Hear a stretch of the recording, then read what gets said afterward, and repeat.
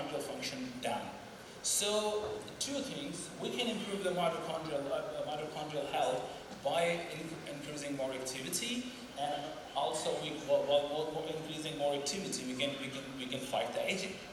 So also there are genetic mutations in the mitochondrial genome which we cannot fight back anyway, and there are infections, some bacteria, viruses, they definitely affect the mitochondrial health.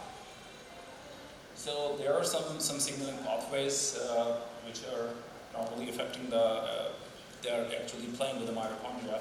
You can say first of all, energy sensing mechanism, which is are very important, like AMPK. CERB is one of the very important.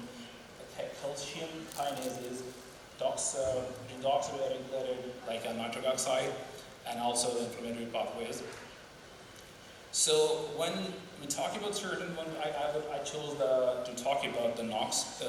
When you can say whenever this cyclic GNP is activated either by itself or it's by nitric oxide, it can activate PGC alpha, and PGC alpha will activate the NRF1, which is actually the enzyme which can trigger the mitochondrial proliferation.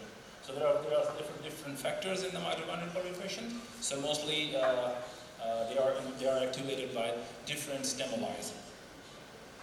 So inflammation, any kind of inflammation can affect the mitochondria in the cell. So this diagram will tell you.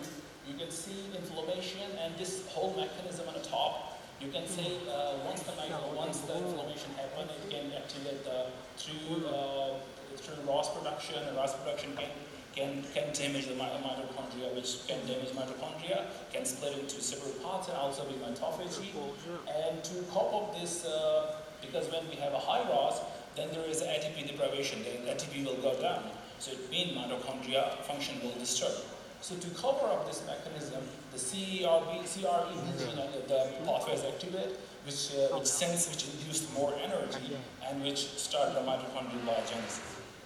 When mitochondria start regrowing, it can counter the anti-inflammation mechanism and block the inflammation in the cells. So normally as I talked, many bacteria and pathogens can affect the mitochondrial health. So this is the first, it's a general mechanism. So we can say it's about NF-kappa B can activate the ROS, and ROS can damage the mitochondria, and also in response when energy deprivation happens. So the automatic mechanism by NRF2 will increase the mitochondrial biogenesis in this way. So mitochondria will grow more and they'll fight back the pathogenesis of bacteria or whatever, and also inflammation. So it's a short example where you can see a lot of bacteria, viruses, they actually deplete the mitochondria, they break down the mitochondria. So this is still a lot of, we're trying to fight with a lot of viruses, a lot of bacteria through killing them, but sometimes we don't know they're damaging our inside our cells. So normally disease is associated with mitochondria as a number of diseases you can say, but one of the diseases is a cardiac disease is one of the main. So that's why I would say maybe I'll talk more about the cardiac disease today. So other diseases included, you can say autism, behavioral disorders, development disorders. So which maybe I don't talk about them more. So that's why the cardiac disease is one of the key factors. The key disease is regulated by mitochondria. So how we diagnose if it is a mitochondrial disorder or is a general disorder? So it is, we would say normally it's difficult to diagnose. So if it is diagnosed, it's maybe misdiagnosed. So if we say 1 to 4,000 plus, you can say individuals in the United States, they have mitochondrial disorders. And it is estimated that every 30 minutes child born will have a mitochondrial disease by when 10 years old. When he gets 10 years old, he may have a mitochondrial disease. This is the prediction. This is the estimated range. So normally the genetic testing is performed for the mitochondrial genome to see if there is any mitochondrial genome defect, mutation or something. Also there are biochemical tests. But after all, this area of science is not really studied, so we don't have much knowledge about it. So that's why we don't know a lot of genes studies, so we don't know the genes associated with mitochondrial disorders. So it's a little bit away from the mitochondrial topic, but why I included it, I will explain. It's about a congenital heart disorder, like you can say prenatal genetic testing.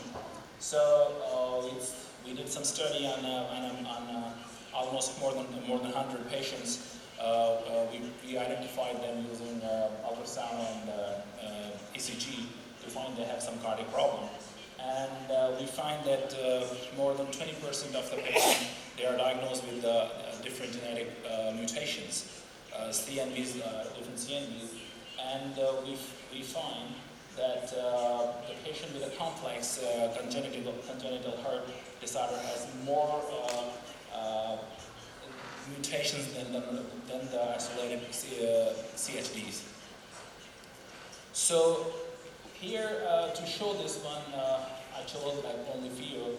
The most important thing, we say that patients in the future they have a cardiac arrest or they have a cardiac disorders.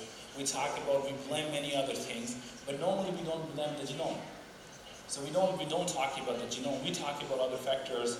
Okay, maybe there are obesity, high cholesterol level, but we don't talk about the genome. Maybe something hidden inside the genome which is causing the cardiac disease. So here we identified some deletions, you can say chromosomal aberrations, which on the chromosomes that could be associated with cardiac diseases. So to further figure out, we isolated these top regions which have association with the cardiac diseases. So we identified genes. So these genes, these genes you can see almost 20 of them there. They never been recorded with any cardiac disorder. So and two of them, like the grade 1 and the other gene MYH11, these genes have some role in cardiac diseases. So this area of research is still untouched. We study other factors, but we totally neglecting that something in the genome. But this is still there, but why I show here, my topic of talk is mitochondria, because we don't study mitochondrial genome. We had no studies on mitochondrial genome in CHDs or HDs. We don't have any mitochondrial studies. And normally we don't do the neonatal diagnosis or prenatal diagnosis for the cardiac disorders in the neonate. So we need to focus on this area of research, which can definitely prevent the future chances of developing cardiac disorder. So how the mitochondria have to play a role in the cardiac disease. So as this figure, as you can see, when there is a lack of oxygen will trigger the anaerobic glycolysis. This anaerobic glycolysis will create the pyruvate and also suddenly shutdown of pH, which automatically will cause the cardiac cell cardiomyocytes death.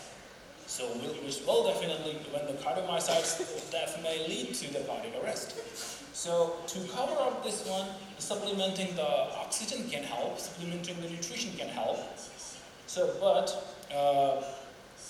when we provide a lot of oxygen, sometimes we need to control the dose. So it can increase the ROS, and increase the ROS can damage the cell as well. But when the cell is dead, it's a